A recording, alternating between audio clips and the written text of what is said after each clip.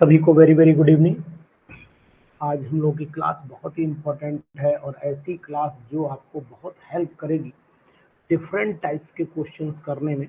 तो मैं उम्मीद करूंगा कि आप सभी लोग इस पूरी क्लास को एंजॉय से करेंगे, बढ़िया से करेंगे। कारण ये कि ऐसी क्वेश्चंस की सीरीज आपको बहुत ही कम मिल पाएगी, इसीलिए मैं बताऊंगा कि ज़रूर अटेंड करिए आज की क्लास। और ये क्लास आपके लिए बहुत इम्पोर्टेंट बन जाएगी, क्योंकि ऐसे क्वेश्चन भी लोगों को बहुत परेशान करते हैं।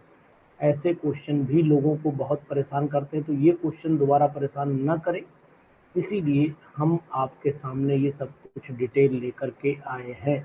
ठीक है ना? तो इसलिए प्लीज़ फटाफट जल्दी जल्दी ज्वाइन करिए और शुरुआत कर दीजिए अपने इस टाइप के क्वेश्चंस की, है ना? चलो आइए, हम इंतज़ार कर रहे हैं फटाफट लाइव आ जाएं सभी लोग, और जैसे ही लाइव आ जाए हम तुरंत शुरू कर देते हैं।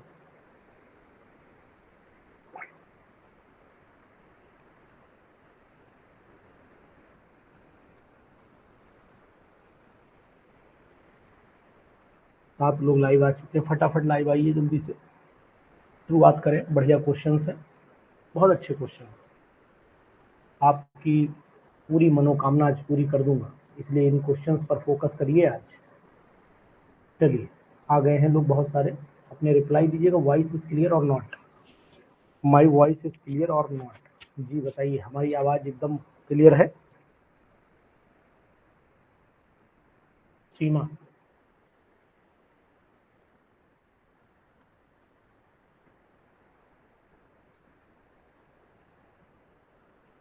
जी देवजनी, ऐसे क्वेश्चन भी कभी कभी परेशान करते हैं, तो मैं उम्मीद करूंगा कि ये क्वेश्चन आपके सामने रहें और आप उनको तुरंत वहां फटाफट कर लें। चलिए, done. Now we are going to start assertion and reason type questions, and these questions are very important for coming all the states PGT examinations like UP PGT, Jharkhand PGT, Bihar PGT। चलो, कल वाली question seat में answer लगाया हूँ, अगर नहीं आए होंगे तो आंसर भेजूंगा आपको। आंसर शार्ट सॉल्व करके भेजूंगा, आंसर सॉल्व करके ही भेज दूंगा, सीधा सा मैटर ही खत्म कर दूंगा। ठीक है? रिमेनिंग के, ठीक है, रिमेनिंग आंसर में 30 तक मैंने कराई दिए थे, 30 के आगे के सॉल्व करके आपको भेज दूंगा, बस दैट्स ऑल।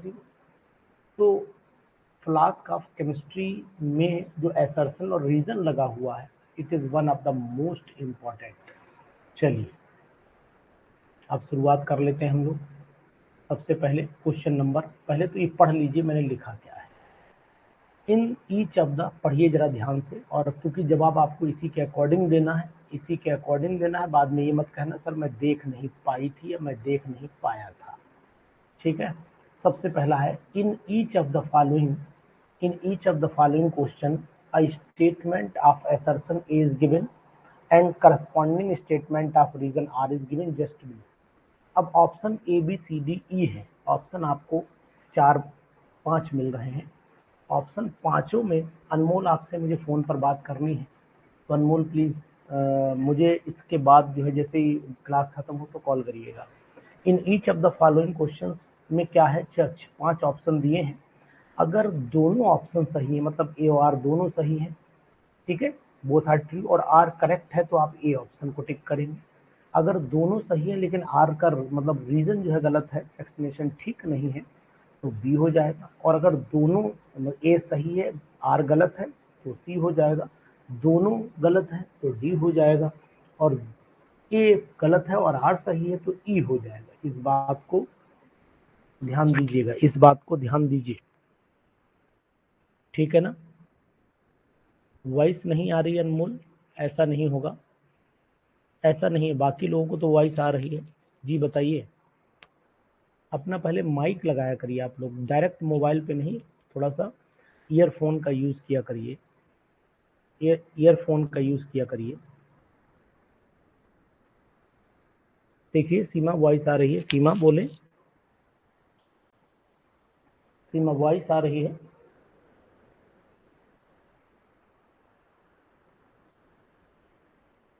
हेलो? चलो, तो इसका मतलब है कि अनमोल के माइक में कोई दिक्कत है। अनमोल अपना माइक सेट करो आप। तो क्वेश्चन नंबर 1 शुरुआत कर लेते हैं। क्वेश्चन नंबर 1 शुरुआत कर लेते हैं। चलिए, डन, रेडी, स्टडी, गो। क्वेश्चन नंबर 1 आपसे कहता है, क्वेश्चन नंबर 1 क्या कह रहा है जरा देखते हैं। चलो, पहला क्वेश्चन पढ़िए। कौन पढ़ रहा है? ये पढ़िए। पहला असर्शन है, all types of electromagnetic radiations travel through the space with the same velocity. यानी कि जितनी भी इलेक्ट्रोमैग्नेटिक रेडिएशंस हैं, ठीक है, वो हमेशा स्पेस में सेम वेलोसिटी से, तो मतलब ये बात बिल्कुल सही है। Reason, different types of radiations have different wavelength therefore different frequencies.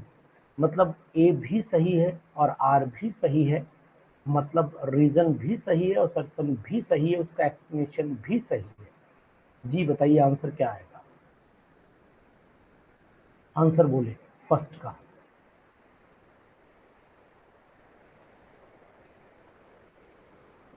First का आंसर बोलिए जी।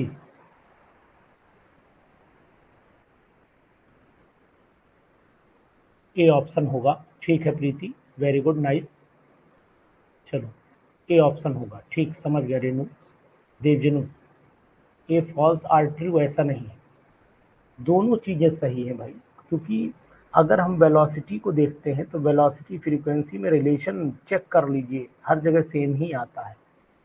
फर्स्ट का फर्स्ट ही होगा। क्या हो गया भाई, देवजनी पहला ही गलत कर दिया। चलिए दूसरे पे आ जाइए।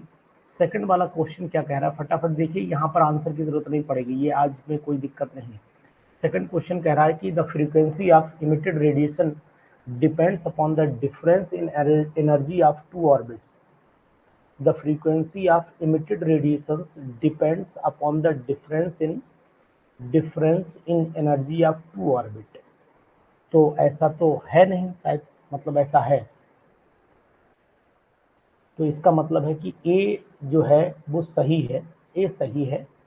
और frequency of emitted radiation depend upon the difference in energy of two orbit, बिल्कुल ए सही है।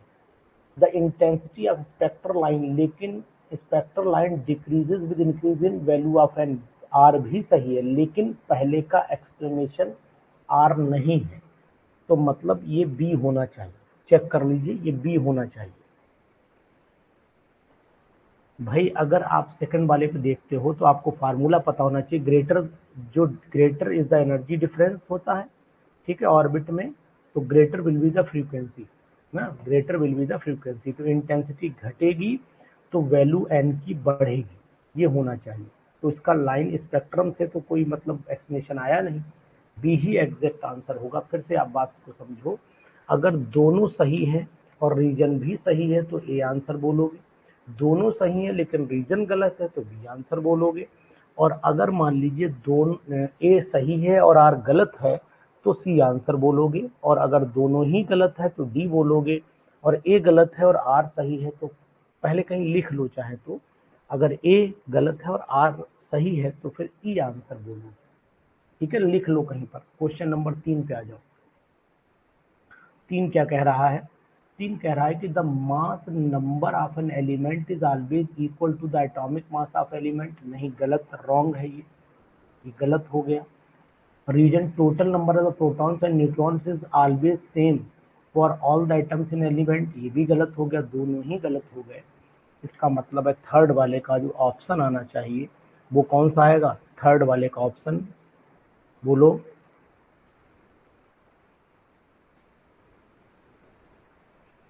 डी आएगा, डी। ठीक, डी आएगा, वेरी गुड। अब आप एक एक करके पढ़ते जाइए और बताते जाइए, एक एक करके पढ़ते जाइए, क्योंकि मैं पढ़ रहा हूँ। मैं अब बताऊंगा, एक्सप्लेनेशन करूंगा तो फिर दिक्कत लगेगी। फोर्थ वाला बताइए। The magnitude of specific charge, fourth वाला, the magnitude of specific charge on an electron is always equal to that on proton with opposite sign, with opposite sign. The magnitude of charge, तो opposite sign से तो मतलब ही नहीं रह गया। तो इसका मतलब यहाँ पर भी फिर वही कंडीशन हो गई कि गलत हो गया, ए गलत हो गया। थर्ड नहीं, फोर्थ बताइए, फोर्थ। राजेश कुमार, फोर्थ बताइए। राजेश जी फोर्थ बताइए। उषा,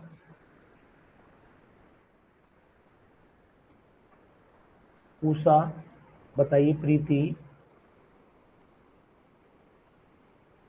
फोर्थ वाले का जवाब दीजिए। The specific charge, the specific charge is the charge on the one mole of electron. वही एक मोल इलेक्ट्रॉन पे जो चार्ज है उसी को स्पेसिफिक चार्ज बोला है ना। ई अपॉन एम जो होता है, ई अपॉन एम जो होगा वो होगा ई अपॉन एम, ऐसे समझिए। स्पेसिफिक चार्ज ऑन इलेक्ट्रॉन, ठीक है, या फिर ऐसे कहें प्रोटॉन का जो रेशियो होता है, चार्ज इलेक्ट्रॉन प्रोटॉन का रेशियो और इलेक्ट्रॉन मास का जो रेशियो होता है उसको बोलते हैं। प्रणाम दीक्षा जी। फोर्थ वाले का जवाब दीजिए, फोर्थ वाले का जवाब दीजिए। दोनों चीजें गलत हैं, दोनों दोनों एक होते ही नहीं है।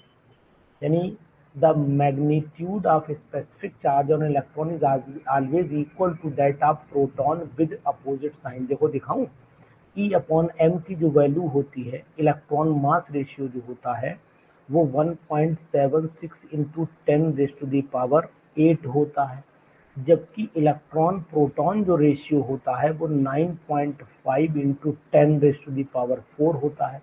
तो दोनों सेम हुए ही नहीं, तो इसका मतलब पहला तो गलत ही हो गया। और दूसरा भी, specific charge is the charge on one mole of electron नहीं होता है। ये स्पेसिफिक चार्ज जो होता है वो क्या होता है, प्रोटॉन है ना, और प्रोटॉन इलेक्ट्रॉन का इनका रेशियो बोला जाता है। तो दोनों चीजें ही गलत हो गई, दोनों गलत है। ये भी रॉन्ग, ये भी रॉन्ग, तो डी ऑप्शन आएगा, फोर्थ का भी डी ही ऑप्शन आएगा।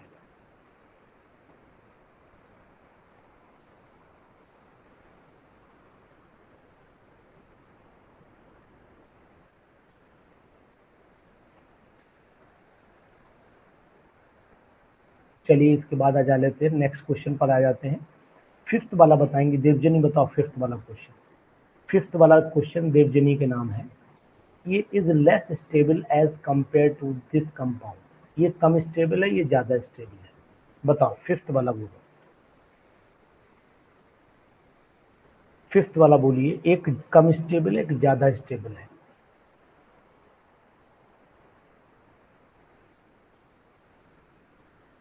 सही है, यानी कि ये ज्यादा स्टेबल है और ये कम स्टेबल है। ये कम है, ज्यादा है, सही है ना। मतलब ये लेस स्टेबल और ये मोर स्टेबल, क्योंकि सब्सटीट्यूटेड है, ये सब्सटीट्यूटेड है, वो ज्यादा स्टेबल हो जाएगा। ठीक है, सब्सटीट्यूटेड है, ज्यादा स्टेबल हो जाएगा। More substituted conjugated diene is more stable, बिल्कुल सही ऑप्शन है, ए ऑप्शन आएगा, ए आएगा 100%। शिवानी रानी यही आएगा। बहुत अच्छे क्वेश्चन ढूंढ करके लाया हूं आपके लिए। जाओ खूब घूमो टहलो, लेकिन क्वेश्चन ऐसे नहीं पाओगे, ये 100% श्योर है, 100% दावा है मेरा इस बात का जी। चलिए, एक एक कैटेगरी के अलग अलग क्वेश्चन नहीं बनाता है कोई। सिक्स पे आइए, सिक्स पे आइए। When pentane 2 one is oxidized, अगर पेंटेन 2 ओन को ऑक्सीडाइज करते हैं तो ये हो गया आपका पेंटेन 2 ओन। अगर आपको पता है तो जान लो, दिस इज पेंटेन 2 ओन। तो अगर इसे कंसंट्रेटेड HNO3 से ऑक्सीडाइज करते हैं तो एक रूल लग जाता है। कोई बताएगा कौन सा रूल लगता है, कोई बताएगा कौन सा रूल लगता है। हम्म,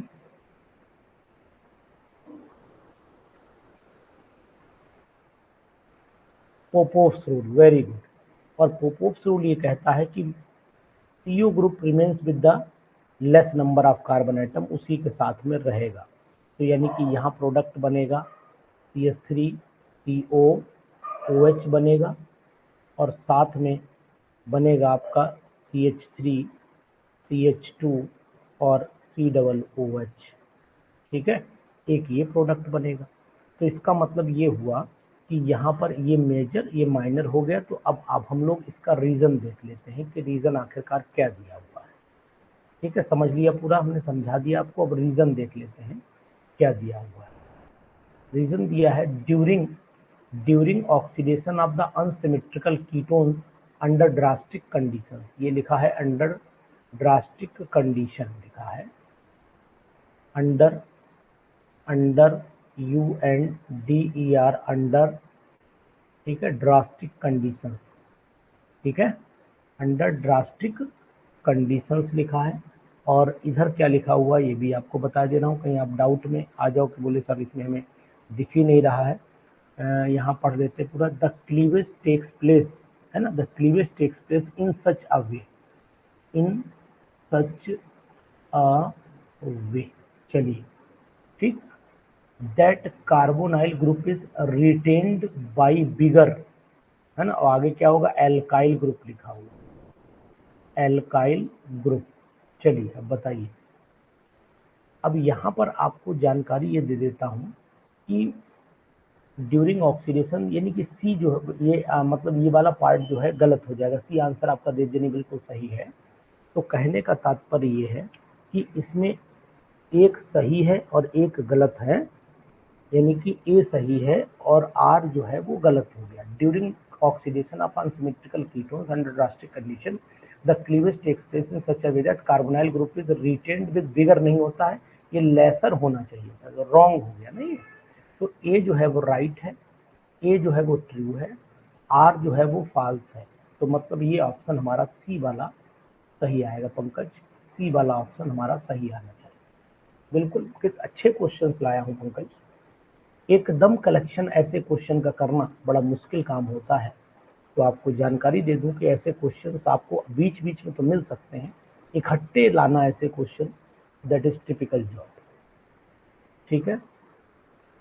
तो सेवेंथ वाला बताएंगे पंकज जी, सेवेंथ वाला बोलिए पंकज, सेवेंथ वाला क्वेश्चन बोलिए।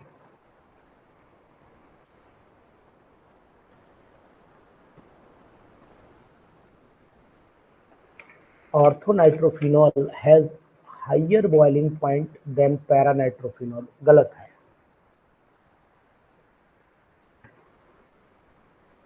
ऑर्थोनाइट्रोफिनॉल का बॉइलिंग पॉइंट कम होता है और पैरानाइट्रोफिनॉल का ज़्यादा होता है, जबकि उल्टा लिखा है। Intramolecular hydrogen bonding occurs in ortho, नहीं वो इसमें ऑर्थो में intramolecular hydrogen bonding occurs in orthonitrophenol, ये तो बिल्कुल सही है। तो मतलब वह ए गलत हो गया है, ए गलत हो गया है, कहीं पर लिख लो अगर कोई दिक्कत आ रही है। और आर जो है वो सही है, आर सही है, ए गलत हो गया, आर सही है। ऐसे के लिए ऑप्शन नंबर ई पैदा किया गया है जी। पैरा में इंटर होती है, पैरा में इंटर और ऑर्थो में इंट्रा। ठीक, शाबाश मेरे प्यारे लड्डू गोपालों, भगवान करे खूब तरक्की करो, पढ़ लिख जाओ, कुछ बन जाओ, उसके बाद शादी हो जाए। Assertion 1 mole of water molecules at 4 degrees Celsius occupies the volume of 18 ml. 1 mole of water molecules at 4 degrees Celsius occupies the volume of 18 ml. Eighth वाले का जवाब आपको देना है, एट्थ वाले का जवाब आपको देना है। ये तो सही है, ये नहीं होगा, ये सही है भाई यार, ये सही है।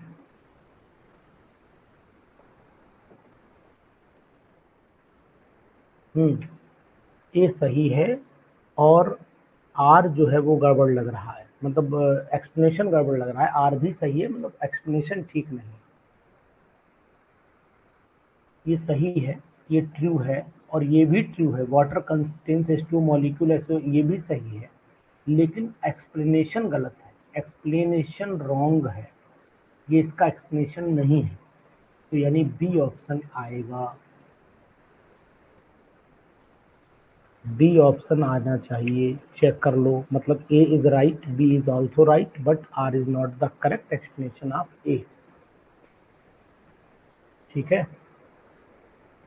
असर्शन सही है और रीजन भी सही। रीजन जो है वो कैसा है, रीजन मतलब रीजन में जो सेंटेंस है वो ठीक है, लेकिन एक्सप्लेनेशन गलत है। ठीक, एक्सप्लेनेशन गलत है, दोनों सही है सेंटेंस, लेकिन एक्सप्लेनेशन गलत है, ए का एक्सप्लेनेशन गलत है। 9th पे आइए। अब आई ना बात सही। दीक्षा कहाँ बैठी हो आज? Assertion A, both cyclopropane and propene undergo addition reaction readily. Both cyclopropane and propene undergo addition reactions readily. 9th वाले का जवाब दीजिए। तो साइक्लोप्रोपेन और प्रोपीन दोनों बढ़िया रिएक्शन तो करते हैं, ये गलत है, रॉन्ग है, ये रॉन्ग है। दोनों मतलब एडिशन रिएक्शन आसानी से नहीं करते। साइक्लोप्रोपेन तो जल्दी नहीं करेगा, प्रोपीन ही करेगा, ये तो गलत हो गया। Cyclopropane and propene are isomer of each other. तो साइक्लोप्रोपेन और प्रोपीन आइसोमर ईच अदर हैं, बिल्कुल ये सही है। तो ये ट्रू हो गया और ये हो गया आपका कैसा, नहीं ये फॉल्स हो गया और ये आपका ट्रू हो गया। तो ऑप्शन नंबर फिर ई आना चाहिए, ई, ऑप्शन नंबर ई, ए फॉल्स हो गया और ये आर रीजन ट्रू हो गया, ई आना चाहिए।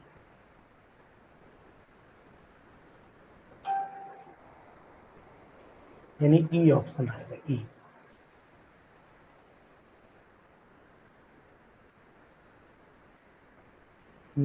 साइक्लोप्रोपेन का ठीक है देवजनी, यू आर गुड गर्ल।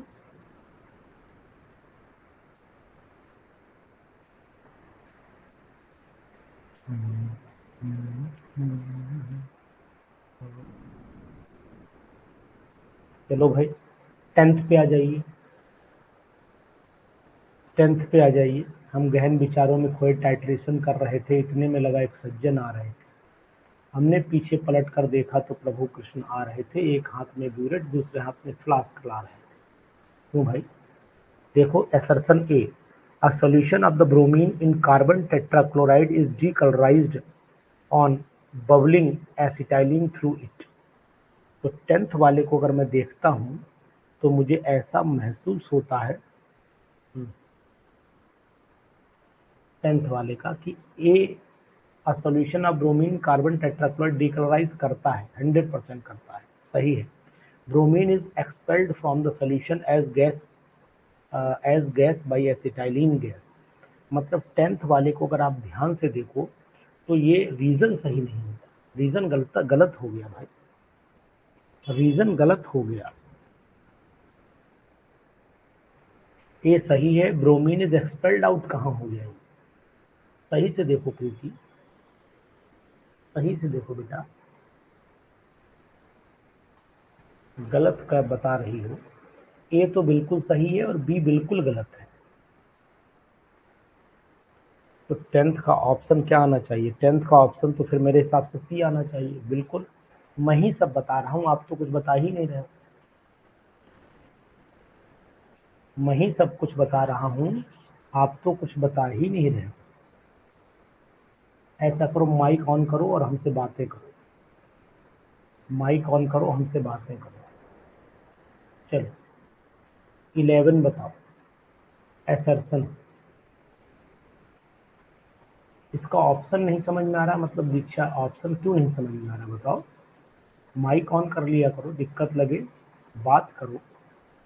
ये तो सही है ना कि a solution of bromine in carbon tetrachloride is decolourised by bubbling acetylene gas. तो बिल्कुल डीकलराइज करता, सही है। लेकिन ब्रोमीन एक्सपेल्ड कहाँ हो जाती है? नहीं एक्सपेल्ड होती, उसी के अंदर रहती है ब्रोमीन, ऐड हो जाती है, एडिशन रिएक्शन हो जाती है। जी बोलिए।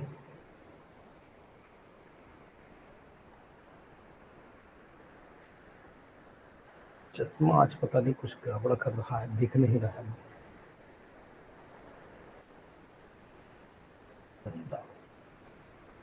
क्वेश्चन नंबर 12 बताइए।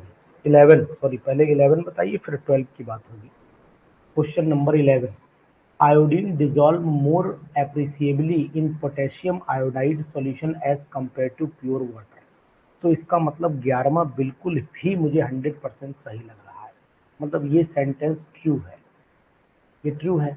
Potassium iodide solution absorb iodine forming compound of potassium in K positive and K3। तो इसका मतलब है ये सेंटेंस जो है वो सी वाला कैसा है, ए सही है, आर गलत हो रहा है, आर मतलब स्टेटमेंट ही गलत दे रखा है। तो इसका मतलब हुआ कि सी ऑप्शन जो है हम लोग टिक करें, सी ऑप्शन टिक करें। हाँ के प्लस आई, अरे वाह देवजनी, KI3 बनता है ना, KI3 बनता है ना, KI3 बनता है जी, सी ऑप्शन होगा।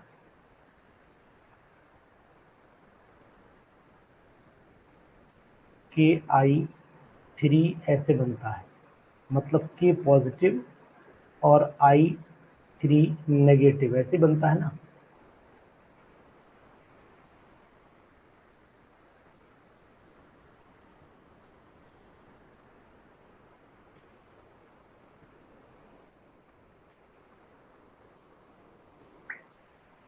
चलिए इसके बाद आ जाइए क्वेश्चन नंबर 12 पे आइए, 12, क्वेश्चन नंबर 12 पे आ जाइए। एसर्शन क्या कह रहा है, acetate ion is more basic than formate ion. Acetate ion is more basic than formate ion.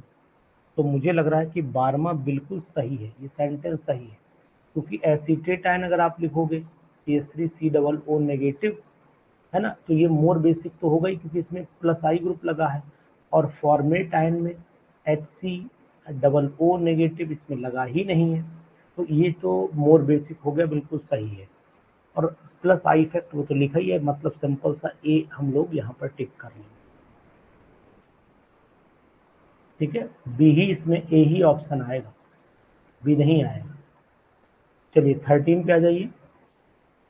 Mercury metal starts striking to the side of the glass tube on bubbling ozone through it। 13 वाले को अगर देखो तो मुझे तो ये सही लग रहा है। मरकरी मेटल स्ट्राइक, इसे मरकरी टेल के नाम से भी जाना जाता है, ये मरकरी टेल भी कहलाती है, अगर आपने पढ़ा होगा तो ये मरकरी टेल भी कहलाती है। और इसका मतलब ए जो है वो 13 ए सही है, ये सही है। लेकिन in the presence of ozone mercury reacts with glass to form mercury silicide ना।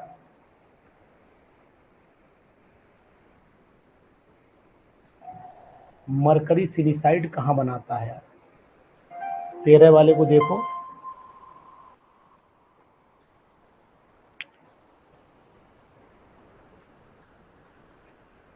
चेक करो जरा एक बार।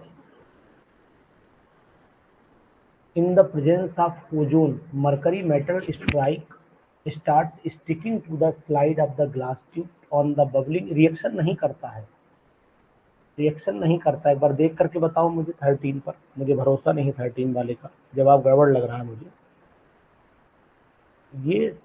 ये गलत है सेंटेंस, रिएक्शन नहीं करता है। अगर ग्लास से रिएक्शन कर देगा तो फिर रिएक्शन नहीं करता है ना, तो सी ऑप्शन आ जाएगा। तो ये हो गया आपका राइट, ये आपका ट्रू हो गया, और ये हो गया आपका फॉल्स। तो ये आंसर आना चाहिए सी।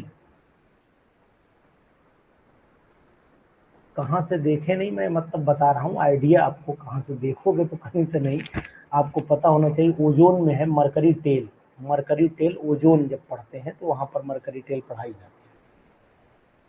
चलो फिलहाल रीजन इसका सही मतलब गलत है। In the presence of ozone mercury reacts with glass to form mercury second silicide. ऐसा मुझे रिएक्शन तो बहुत ज़्यादा मुझे नहीं याद है इस समय, लेकिन हाँ ये कंफर्म है कि मरकरी ग्लास से रिएक्शन नहीं करता। अगर ग्लास से रिएक्शन करता होता तो ये थर्मामीटर में यूज नहीं होता, तो ये थर्मामीटर में यूज नहीं होता, इतना मुझे पता है।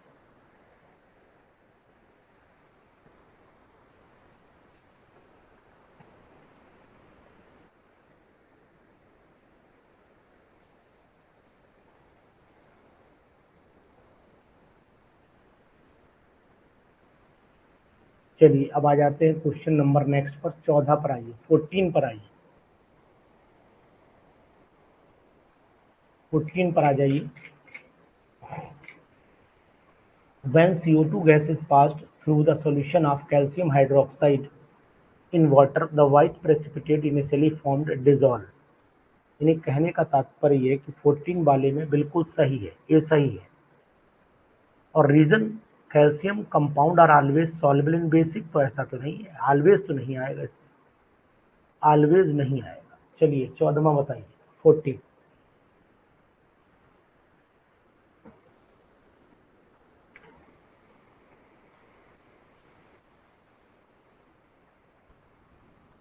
सी हो जाएगा ना, 14 का भी सी हो जाएगा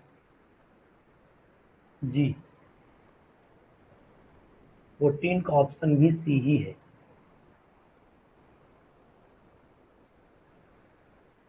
चलिए ठीक है, इसके बाद 15 पे आइए। Sometimes a yellow turbidity appears while passing H2S gas even in the absence of radical of second group। यानी अगर हम 15वें को देखते हैं तो बिल्कुल ये सही ऑप्शन जा रहा है। 15वें को देखें तो ये सही ऑप्शन जा रहा है, यानी समटाइम्स येलो टर्बिडिटी मिलती है, येलो टर्बिडिटी मिलती है, मतलब 15 ये सही है, ये ट्रू है। Group 4 radicals are precipitated as either sulphide, ये भी सही है, ये भी सही है, लेकिन ये इसका एक्सप्लेनेशन नहीं है, ये इसका एक्सप्लेनेशन नहीं है।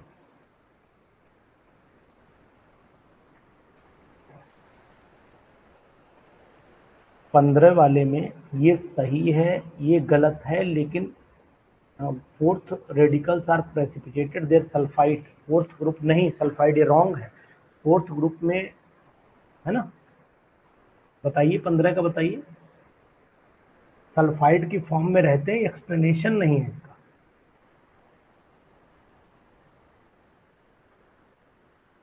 बी आना चाहिए, चेक कर लीजिए सभी लोग, 15 का बी आना चाहिए।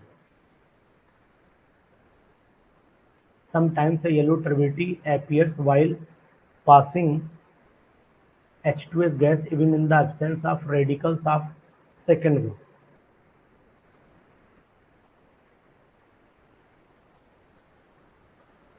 ठीक दे देता है, रीजन देख लेते हैं। Group 4 radicals are precipitated as their sulphide, तो रीजन तो मुझे नहीं सही लग रहा है।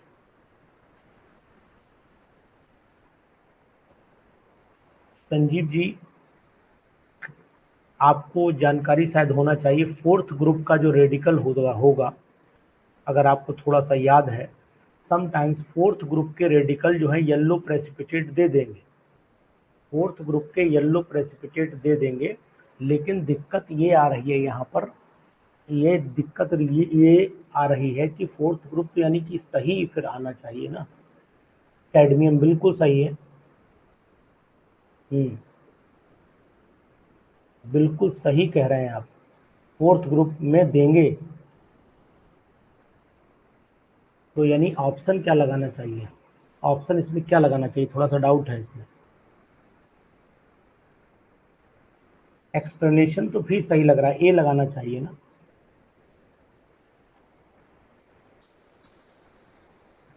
उतना नहीं जाना है, ट्रांजिशन मेटल में कहाँ चले गए तुम लोग, ये ग्रुप की बात हो रही है, ग्रुप प्रैक्टिकल वाले ग्रुप की बात हो रही है, first group, second group, third group, practical के ग्रुप की बात हो रही है, ये पीरियोडिक टेबल के ग्रुप की बात नहीं हो रही है जी।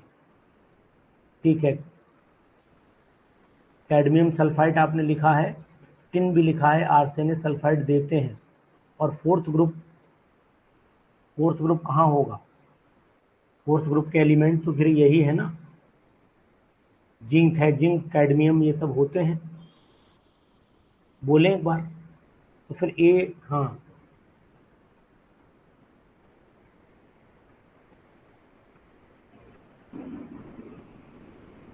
हाँ, इनमें कोई येलो नहीं देता, बिल्कुल सही कह रहे हो आप, बिल्कुल 100%, यानी कि फोर्थ ग्रुप रेडिकल में भी येलो नहीं देता है, इनमें कोई येलो है नहीं, वो जो आप बता रहे हो कैडमियम वो येलो देता है, तो फिर इसका मतलब रीजन गलत हो गया ना, ये रीजन गलत हो गया, रीजन ये रॉन्ग हो गया ना, ये रॉन्ग हो गया फिर, तो इसको मैं फॉल्स लिख देता हूँ, इसको ट्रू लिख देता हूँ, तो इसका मतलब ये हुआ, फिर ऑप्शन नंबर सी लगाऊं,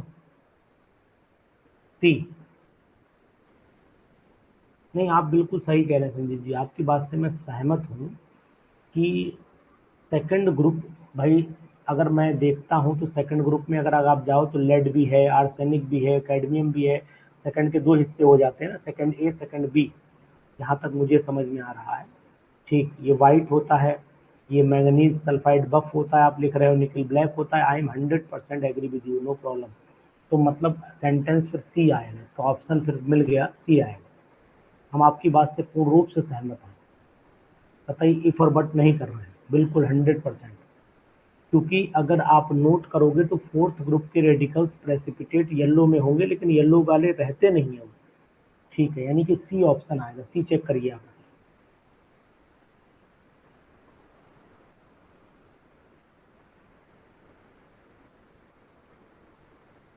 ठीक है सर, मान बिल्कुल हम आपकी बात से पूर्ण रूप से सहमत हैं। जी बताइए।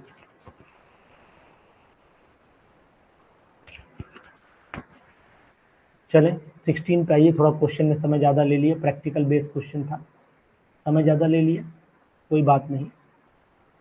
Phenoxide ion is greatly stabilized by the resonance as compared to ethoxide ion, बिल्कुल राइट है, ट्रू है। ethoxide is stronger base than, ये भी, लेकिन आपको 16 में खास बात ये ध्यान देनी पड़ेगी, एक्सप्लेनेशन राइट नहीं, एक्सप्लेनेशन राइट नहीं है, बी होगा, बी।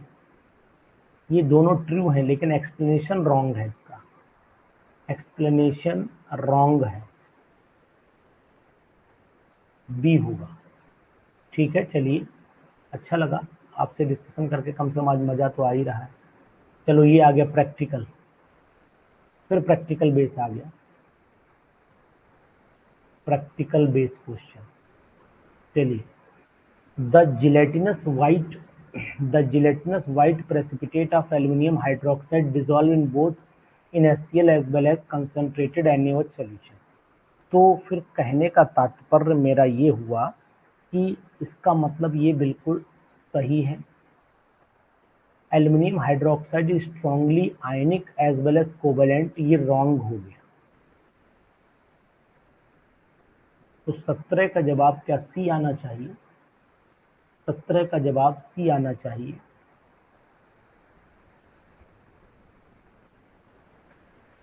रीजन फॉल्स हो गया, और रीजन लिखा ही गलत है, सेंटेंस भी गलत है। कोवेलेंट नेचर नहीं होता है एल्यूमिनियम हाइड्रोक्साइड।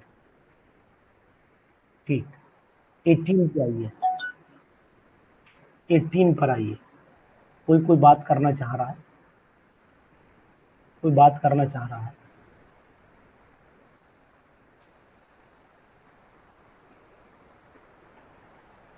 AlF3 कहाँ से आ गया इसमें? इसमें एल्यूमिनियम हाइड्रोक्साइड है, क्लोराइड नहीं है। AlF3 इसमें कहाँ से आ गया? तो आयनिक होता है वो अलग बात है, लेकिन है नहीं ना। ठीक, 18 में बताइएगा। 18 में जवाब दोनों गलत है, दोनों गलत है। All the C double bond in organic molecules capable, नहीं, ऑल तो नहीं होते हैं, तो ये भी आपका फॉल्स हो गया, और ये भी आपका फॉल्स हो गया। नहीं, ये the rotation around the C bond is restricted, तो ये तो सही है फिर यार, ये तो सही है, इसका मतलब है ये सही है, ट्रू है ना, ये तो ट्रू हो गया ना, सॉरी, ये ट्रू हो गया।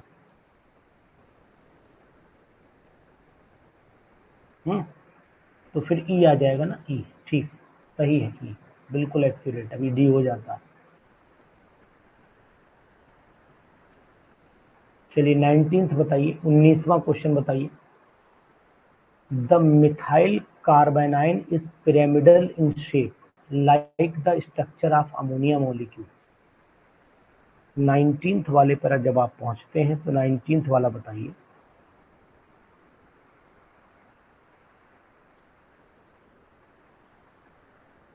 19th वाला बताइए। देखो, methyl carbanion is pyramidal in shape, ये तो ट्रू है। The carbon atom of the methyl carbon sp2 hybridize, ये रॉन्ग हो गया, फॉल्स हो गया।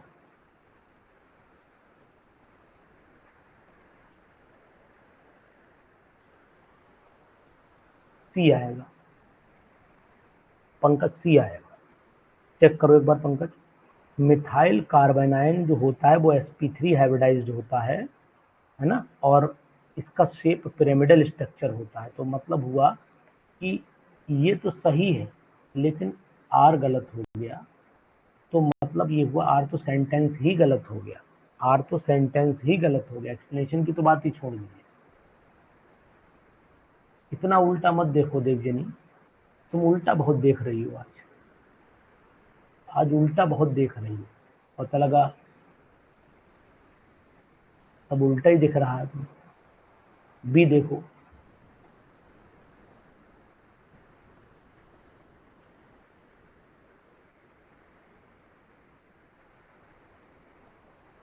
तो भैया मत चलाओ मोबाइल, कंजक्टिवाइटिस हुआ है तो मोबाइल ना चलाओ, आराम करो, आराम करो। The copper rod the copper rod turns the colorless solution of zinc sulfate to light blue.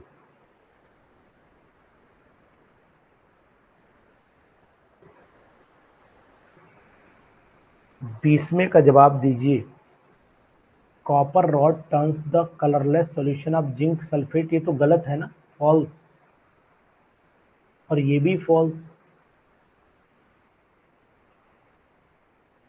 नहीं ये ट्रू है, ये ट्रू हो जाएगा, ये ट्रू हो गया, क्योंकि जिंक है मोर रिएक्टिव है, कॉपर लेस है, तो ये ट्रू हो गया। तो इसका मतलब बीसवें का जवाब जो है वो फिर ई हुआ, ई हुआ। जिंक रिड्यूस कर देगा ना कॉपर को, भाई जिंक ज्यादा रिएक्टिव है तो कॉपर को रिड्यूस कर देगा, कॉपर सेकेंड आयन को कॉपर में, बिल्कुल 100% यही सही है, बिल्कुल यार। क्वेश्चन एकदम मजेदार है, यूं यूं यूं करवा रहा है, दिमाग की ऑपरेशन चल रहा है, ऑपरेशन दिमाग चल रहा है। 21वें का बताइए। अब दीक्षा तुम 5 5 ना लिखो, ई लिखो, ई। चलिए 21वां क्वेश्चन का जवाब धुआंधार आएगा। The pKa values of the two acid A and B are respectively, the acid A is 10 times stronger than B, बिल्कुल 100% राइट है। पीके वैल्यू दोनों की दे रखी है, जिसकी पीके वैल्यू कम होती है वो ज्यादा एसिडिक होता है, और इसमें एक ज्यादा हुआ और एक थोड़ा कम हो गया, 10 गुना तो है ही, बिल्कुल 100% सही है। The lower value of p K stronger is the acidic because p K is minus, बिल्कुल 100% right, 100% right. And now you are going to win 1 crore rupees for the explanation of question number 21. मजा आया कुछ? ऐसे तो बोलते हैं जीत जाते हैं। तो 22वें पे आइए, एसर्शन।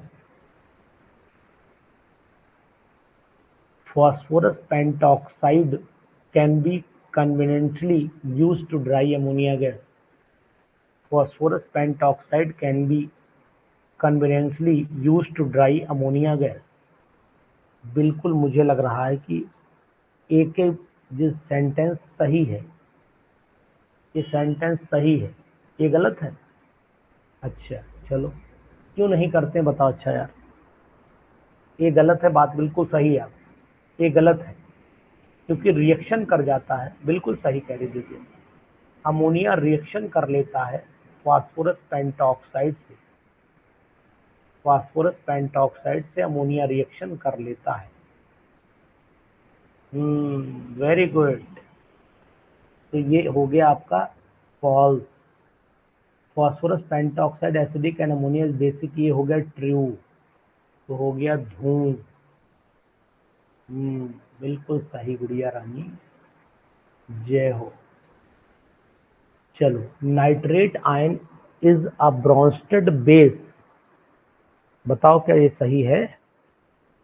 मुझे तो सही लग रहा है, ये ब्रॉन्स्टेड बेस तो है ही, क्योंकि H पॉजिटिव आयन निकाल के आया हुआ है।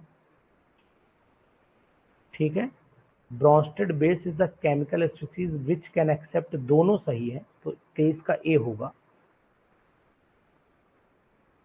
दोनों सही है। H पॉजिटिव निकाल के आया है, दोनों सही है, ए होगा। चलो संजीव जी, दीक्षा, देवजनी, बताओ क्वेश्चंस का कलेक्शन कैसा रहा आज का हमारा? बाकी अभी और भी हैं, ऐसा नहीं कि अभी खत्म हो गए हैं। चल रहे हैं क्वेश्चन जी, फटाफट स्पीड पकड़िए जरा आप यहीं पर से। 24वां, in case of small cuts the bleeding is stopped by applying potash alum. Potash alum apply करते हैं तो मुझे लगता है ट्रू है। Potash alum is a mixed with salt and it behaves a strong, ना, गलत है, फॉल्स है। तो 24 वाले पे आ जाइए। 24 का फिर क्या होना चाहिए? 24 वाले का क्या होना चाहिए? सी। 24 वाले का सी बिल्कुल सही।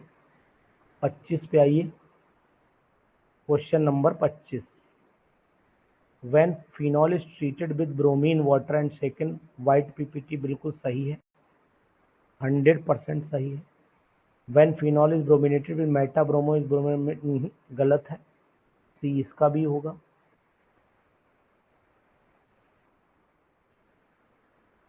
26 वाले पे आइए, the ratio of number of moles, 26 वाला देखिए, the ratio of number of moles of one component of solution to the total number of the moles of solution is known as the mole fraction of solution. नहीं, ratio of number of moles of one component of the solution to the total number of moles of solution, तो बिल्कुल सही लग रहा है यार, ये गलत है। चलो देखते हैं, 26 वाले को जरा दोबारा पढ़ना पड़ेगा। The ratio of number of moles of one component of solution to the total number of moles of solution is known as the mole fraction of the solution। यार ये तो बिल्कुल सही लग रहा है मुझे। एक बार पढ़ लो जरा 26 वाला सब लोग।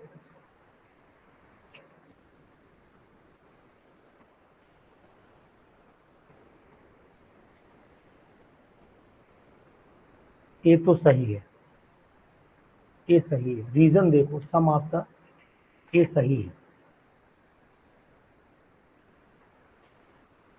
26 का ए होगा ना, मतलब ऑप्शन आप ए बता रहे हो, मैं ये कह रहा हूं कि ए सही है sentence.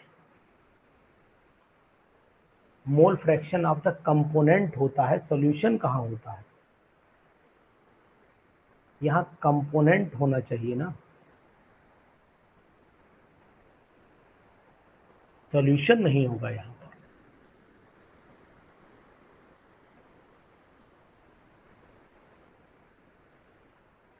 Is known as the mole fraction of, sentence पढ़िए, is the mole fraction of that component होता है, दैट कंपोनेंट होता है, नॉट सॉल्यूशन।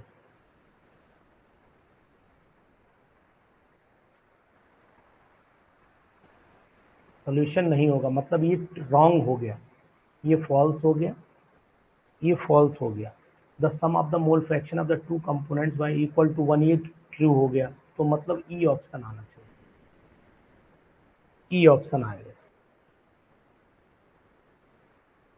26 वाले में ई आएगा जी। जल्दीबाजी ना किया करो, थोड़ा सा धैर्य रखो पढ़ने में, क्वेश्चन है ना।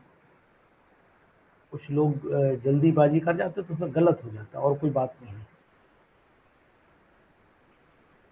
हाँ, संजीव भाई ने तुरंत ही बोला था, सबसे पहले उन्हीं ने ही बोला था नॉट सॉल्यूशन।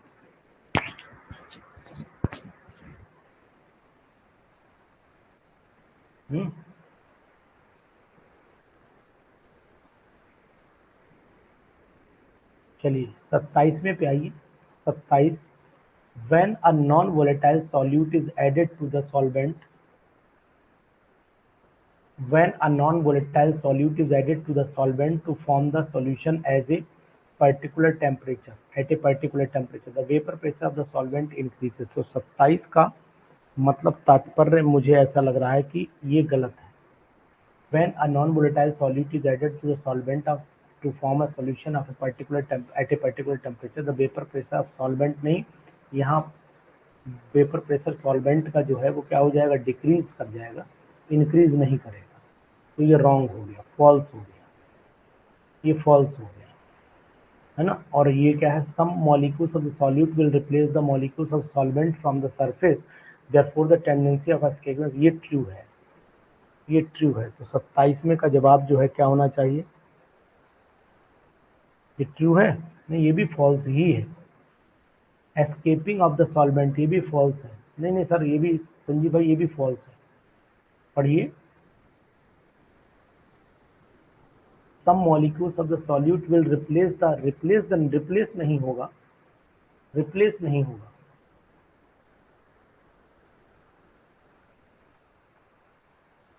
तो मतलब ऑप्शन क्या होगा? आर राइट नहीं है, पढ़िए। आर रीजन राइट नहीं है। Some molecules of the solute will replace the molecule of the solvent from the surface, therefore the tendency of escaping of solvent molecule increase. अगर इंक्रीज करती तो फिर गलत हो जाता है, डिक्रीज करती है। यहाँ डिक्रीज आना चाहिए,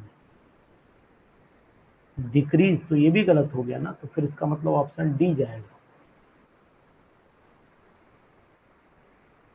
चेक कर लो यार, चेक कर लो आप लोग, मतलब चेक करने का मतलब अपना दिमाग दौड़ा लो, चेक करने के लिए किताब नहीं है। Molality and mole fraction of solution are independent. Molality and mole fraction of solution are independent of the temperature. तो 28 में का बिल्कुल सही है ये, क्योंकि मोलैलिटी में मास होता है और इसमें कुछ होता ही नहीं, रेशियो है वो, तो बिल्कुल सही है। Molarity and mole fraction are based on the mass mass relationship. तो रीजन तो इसका बिल्कुल सही जा रहा है, तो इसका मतलब ए सही है। सेंटेंस दोनों और एक्सप्लेनेशन भी ठीक है। 29 वाले का ये, the normality of 1 molar H3PO3 aqua solution is 3। बताइए जल्दी से, 29 वाले का जवाब बताइए। 29 बहुत अच्छा है, 29वां क्वेश्चन। 29th क्वेश्चन बहुत ही बढ़िया है। द 29th H3PO3 है ना, तो इसका मतलब 3 हो गया, मोलर मास डिवाइडेड बाई 3। हाँ, मोलर मास डिवाइडेड बाई 3। 29 का बताइए जवाब।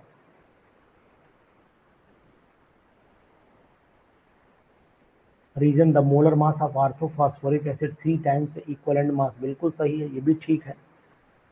देखो आपको अगर जानकारी है तो बता देता हूँ कि इक्विवेलेंट मास होता है, इसका इक्विवेलेंट मास होता है, यानी इसका मोलर मास रख दो, डिवाइडेड बाई हो जाएगा 3। तो मतलब ये हुआ कि molar mass upon equivalent mass is equal to 3 हो गया।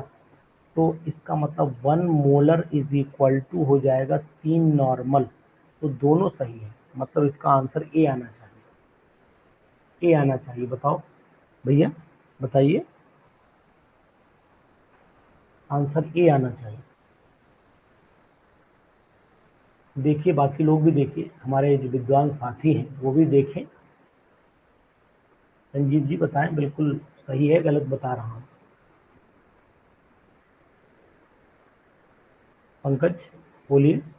30 K4FeCN का whole 6 has the same value of van't factor as that of Al2। तो 4 और एक 5, 5 बिल्कुल सही है, 100% सही है। 30 वाला, 30 वाला सही है। आंसर बताइए 30 वाले का, ए आ जाएगा। ठीक, तो यानी ए पे टिक कर दूं? चलो अब आप कह रहे हो तो मैं करे दे रहा हूँ 30 वाले पे ए। चलिए ठीक है, आगे बढ़ लेते हैं।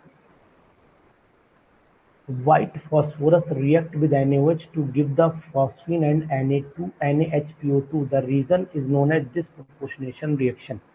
तो मुझे 31 वाले का जो ये लग रहा है, ये तो ट्रू लग रहा है। 31 वाले का ये ट्रू है, ठीक है।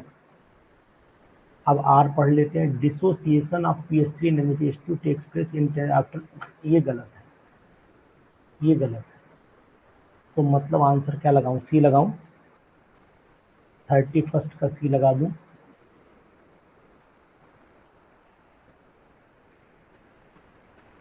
31st का सी लगा दूं?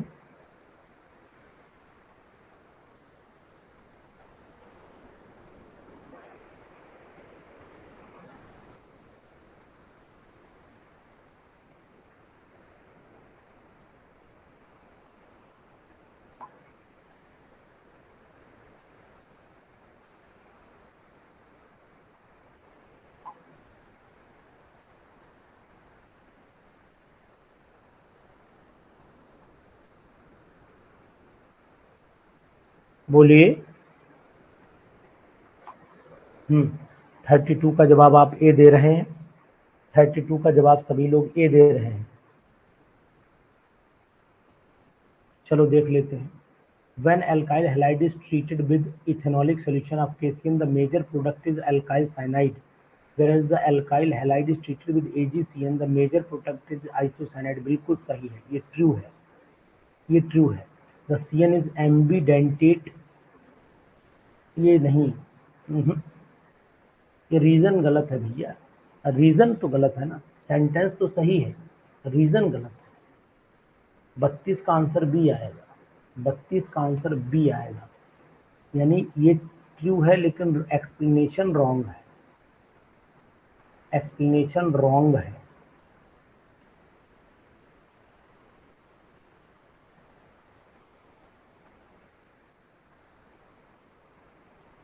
एक्सप्लेनेशन रॉन्ग है। ठीक है, समझ में आया कुछ? चलो ठीक। इसी तरीके के क्वेश्चंस हैं इसमें। 50 क्वेश्चंस हैं, 51 क्वेश्चंस हैं। अब आपके पास 20 क्वेश्चन बचे हैं, लगाइएगा इनको।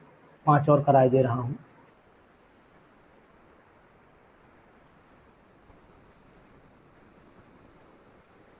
Assertion methyl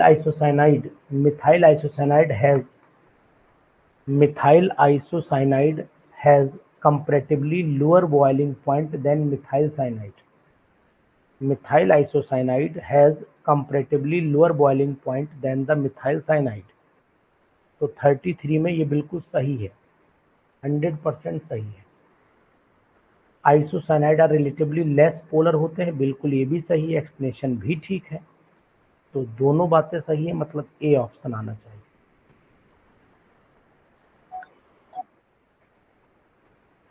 ए ऑप्शन आना चाहिए।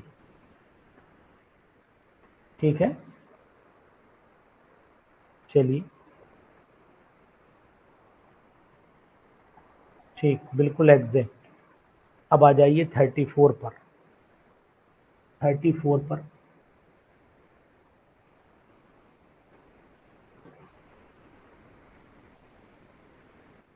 पर बताइए।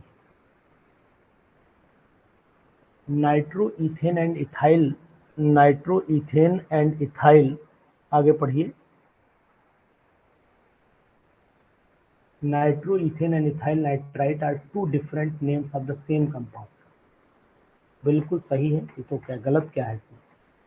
या प्रोपाइल नाइट्राइट होगा, बताइए भाई। इथाइल नाइट्राइट है ना, तो सही दिया है ना। तो 34 का मतलब ऑप्शन अगर हम देखें, ये गलत है सही है? पढ़ के बताओ यार। नहीं, अच्छा, CH3 CH3 CH2 NO2 nitro ethane हो गया, और इथाइल नाइट्राइट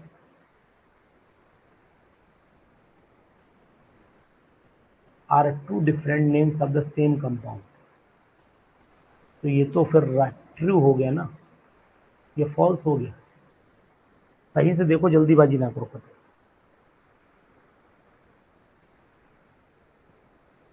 जल्दीबाजी ना करिए, हम रुक जा रहे हैं, ऐसी बात नहीं है। ये फॉल्स है, ट्रू है। 34 पे आओ देवजनी।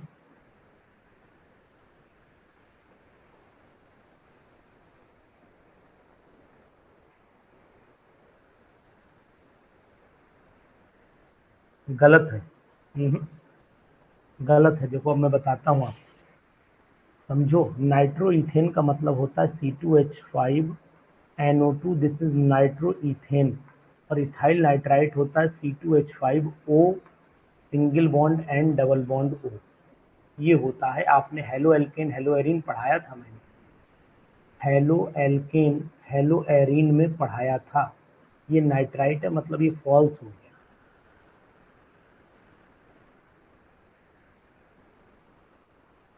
अब दूसरा मॉलिकुलर फार्मूला एंड मॉलिकुलर ये आइडेंटिकल है, तो ई ऑप्शन जाएगा, ई ऑप्शन जाएगा। याद करिए, पढ़ाया था नहीं पढ़ाया था?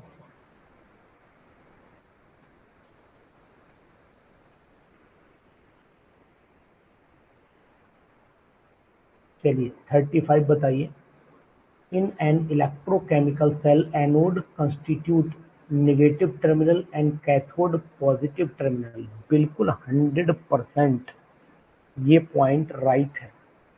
एनोड नेगेटिव होता है और कैथोड पॉजिटिव होता है, तो यानी 35 वाले का जो ए है वो सही है, मतलब ये तो ट्रू हो गया।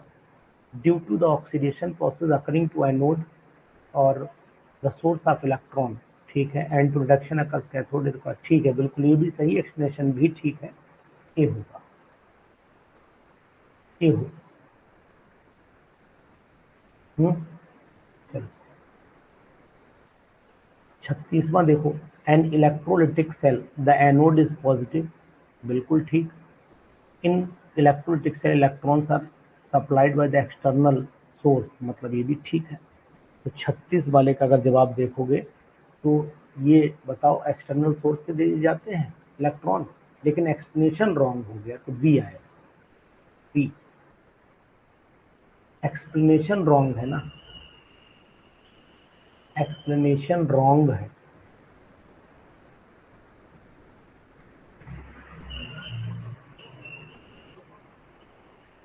इसका रीजन नहीं है, सेंटेंस तो ठीक है, सेंटेंस ये भी ट्रू है, ये भी ट्रू है, लेकिन ये रीजन नहीं है उसका, ये रीजन नहीं है।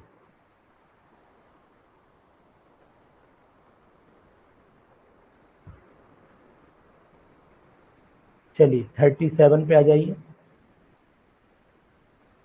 37, a charge on one mole of electron is found to be, ना, गलत, ये रॉन्ग है, फॉल्स है। Charge on one mole of electron means the charge of one electron, ये तो फिर कतई मामला गड़बड़ा रहा है, क्या बात है। 33 वाले का जवाब दीजिए। ये भी गलत है, दोनों ही गलत लग रहे हैं, चेक करिए, दोनों ही गलत है ना, डी लगाएं। आंसर तो बाद में चेक हो जाएंगे, लेकिन पहले बताइए। When an aqueous solution of copper sulfate is electrolyzed by using platinum electrode, oxygen is liberated at anode. When an aqueous solution of copper sulfate is electrolyzed by using the platinum electrode, तो 38 वाले को अगर ध्यान से देखते हो आप, तो इसका मतलब है ये सेंटेंस 38 वाला क्या है, 38 वाला बताओ भैया, ये ट्रू लग रहा है, ये ट्रू है। The oxidation of potential of water, ये फॉल्स हो गया, तो मतलब क्या करूँ, सी कर दूं, 38 का सी कर दूं।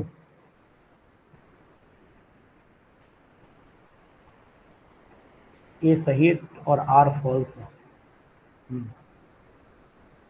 ठीक है, अब ये मत कहना सर यार हमसे ही पूछ रहे हो, फायदा क्या है, मेरा अपना स्टाइल ही यही, क्या करूं। In the most of the reaction, it becomes possible to predict the sign of entropy change delta S by simply observing the reactant and product। तो 39 वाले को अगर मैं देख पा रहा हूँ, जहां तक तो मुझे सेंटेंस ट्रू लग रहा है। If the product are more random than the reactant, delta S will be negative। ना, डेल्टा एस विल भी पॉजिटिव होना चाहिए, तो मतलब 39 का भी यहाँ भी सी आएगा, ये फॉल्स है। और लास्ट क्वेश्चन आज की इस सीरीज का, for the endothermic process higher temperature favour the spontaneous feasibility of the reaction. मतलब ये सेंटेंस मुझे बिल्कुल ठीक लग रहा है, गलत नहीं है, मतलब ये ट्रू है, 100% ट्रू है। और with increase in temperature for endothermic reaction the magnitude, बिल्कुल ये भी सही है, तो मतलब एक्सप्लेनेशन भी ठीक है, ए ही आएगा। चलिए बाकी 41 से लेकर के और 51, 11 क्वेश्चन बचे हैं, ये 11 क्वेश्चन आप करके हमें बताइएगा, ऑप्शन करके हमें भेजिएगा। पीडीएफ लगा रहा हूँ, अभी लगा रहा हूँ, पीडीएफ जाइएगा, चैप्टर वाइज एमसीक्यूज में पीडीएफ आपको मिल जाएगा। 10 क्वेश्चन लगा करके हमें बताइएगा। ओके, पीडीएफ अभी लगा रहा हूँ।